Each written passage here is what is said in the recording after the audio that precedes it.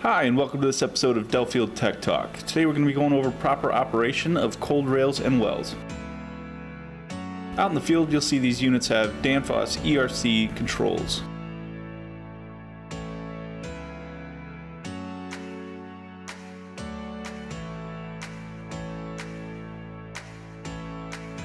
In this video, we're going to use some simple tools. First, we're going to need a temperature meter properly calibrated, a prop to hold the probe an inch off the bottom of the pan, and some lids for the pans or some makeshift covers. When turning on these units, you may come across some dual temperatures. These will have 2 switches and 2 ERC controls.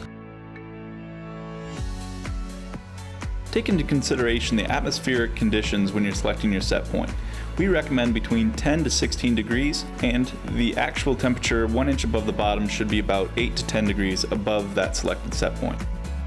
Next, we'll verify that rail temperature against our set point. For the sake of simple numbers, we're going to set our set point at 10 degrees and expect to get 18 degrees at the bottom of our pan. To get started, we're going to set our set point at 10 degrees Fahrenheit. Next, using a prop, we're going to put the probe 1 inch above the bottom of the pan directly in the center of the pan and cover it with a lid. After an hour and a half to 2 hours, check the probe temperature, and proper function should be about 8 to 10 degrees above the set point.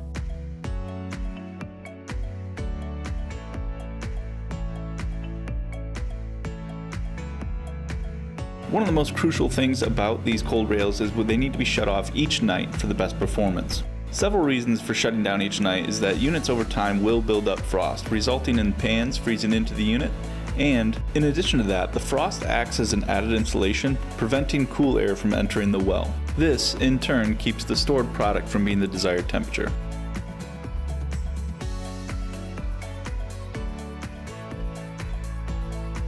Thank you for watching this episode of Delfield Tech Talk.